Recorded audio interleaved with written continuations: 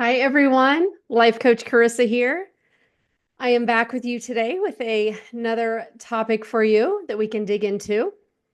First, I have to show my shirt. Mindset is everything. I love this, right? We need these reminders visually as well as in our minds, right? So I love this. Mindset is everything. Okay. So, as a reminder, the month of February, I am diving into the theme of love, connection, and self worth. And before we dive into today's topic, I want to share something a little personal. I have to tell you, lately, life has felt a little overwhelming. Some family responsibilities, some unexpected challenges, and just trying to balance it all, right? And it's in these moments I'm reminded of how important it is to take care of our mindset and our well being. Because no matter how hard life gets, when we dedicate even just a little bit of time to working on ourselves, the impact is huge. So I want you to know that this is okay for you to do. It's okay for you to carve out time. And if you are overwhelmed, spend some time going within to sort this out. Every moment you spend in self reflection will help you navigate your days with more emotional resilience, which is what we all want, right? We don't want to wait until we get overdrawn in our emotional bank account. We want to keep that reserve high, all right? So let's get into something that has deeply shaped my own journey, which is the fear of abandonment and rejection. So I want to start with sharing my story. I first realized that I struggled with abandonment and rejection probably in my late 40s when I started really digging into mindset work. It was like peeling back these layers of inherited patterns that had been steering my life without me really realizing it. And one of the biggest revelations was how my fear of not being accepted or loved was influencing my daily life and relationships. I traced it back to the relationship with my father.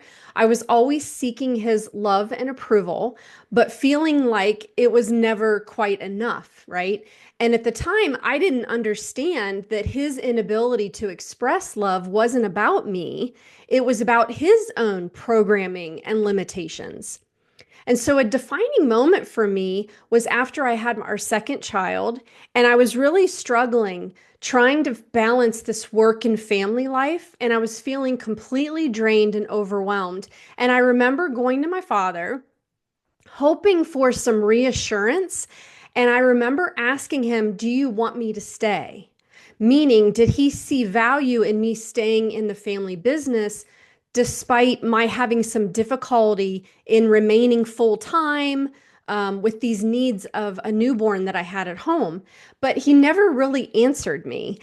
And I can see now that I was searching for his validation instead of really focusing on what I needed as a mother and a wife. And it hit me very hard at the time. I was very emotional and I was overwhelmed, and I'm sure I was lashing out at my husband and I was feeling completely out of control. And in reality, I was seeking this work life balance. But what I thought I was needing at the time was my father's approval. And so I want to talk about how generational influence and inherited beliefs come into play. Growing up, the messages in my family were pretty clear. Love felt conditional. If I performed well, I'd receive maybe some fragments of affection, but it never really felt secure because I did feel like any one misstep, my value was going to drop. And so I know the one belief that I inherited was my father's firm stance that there is no such thing as unconditional love. I can remember having a conversation with him about this. And this really shaped the way that I viewed relationships.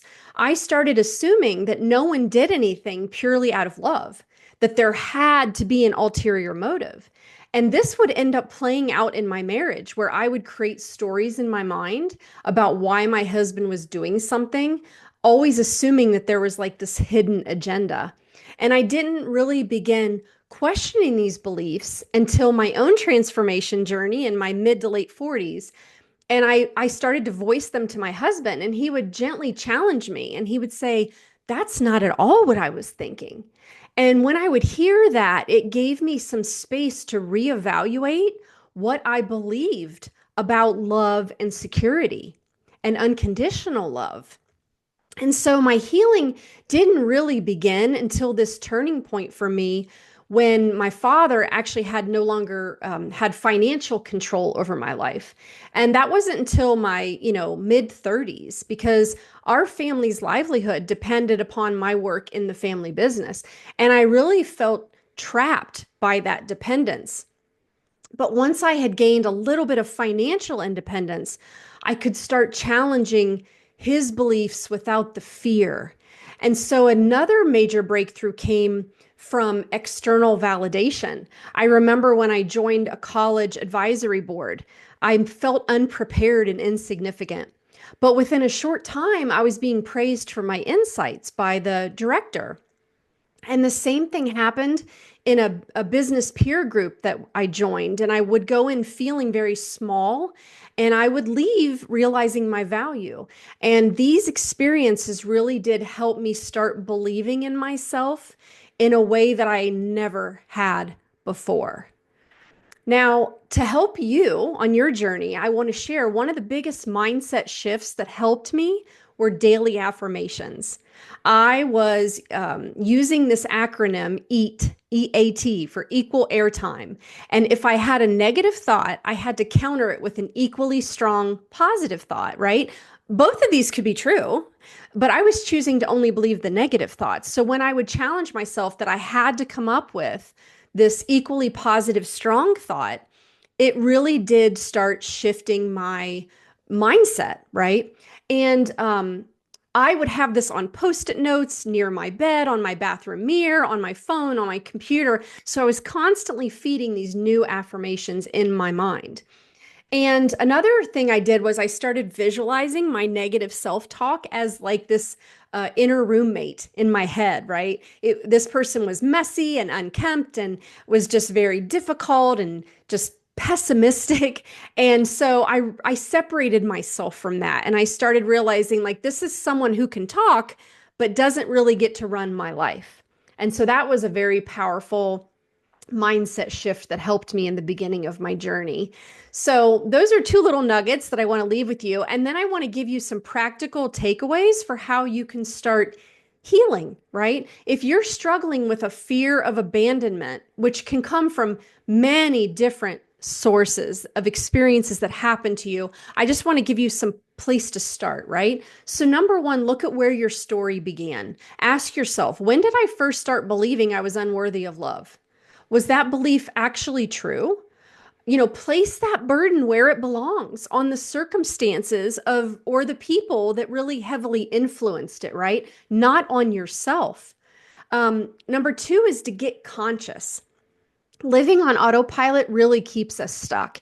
And if you never pause to examine your own thoughts and behaviors, you are going to keep repeating the same patterns. So our growth really is dependent upon awareness, and that's where it will come from. Every time we have a moment of awareness, we're going to move forward.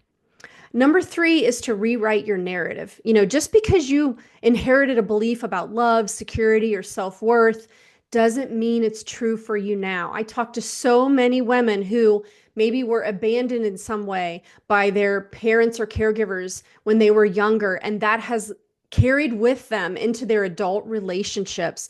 And they take actions based upon this fear of abandonment. And it's just not healthy, right? Just because it was true then for you as a smaller child does not mean it's true now. And so you really want to question the old programming and intentionally replace it with new empowering beliefs. Because I want you to know that you were not born feeling unworthy. These fears were learned, and that means they can be unlearned, right? You have the power to transform the way your life feels to you. And it all does start with your thoughts and your mindset. So, so powerful. All right, my friends, that is what I have for you today. And if this message resonated with you, make sure to like, subscribe, and share this with someone who might need it. And if you're ready to dig deeper into your own mindset shifts, I encourage you to schedule a complimentary clarity call with me to see if one of my coaching programs is the right fit for you. I don't do cookie cutter coaching. I co-create bold, customized strategies with you to break through your barriers and build a life that excites you. That's what I have done. If you are craving real accountability, creativity, and transformation, then we need to talk. My support is high touch, it's personalized coaching, and it really does help you break through the limits and create a life beyond what you even thought was possible. And I want you to check out my website, lifecoachingwithcarissa.com. You can learn more there, and you can also schedule that complimentary clarity call with me. Remember, you are never stuck. You are simply operating from a program that can be rewritten. I have rewritten mine. Will you join me in rewriting yours? All right, it is possible. All you got to do is take that first step. All right, thank you for being here. Have a beautiful day, and I will see you in the next video.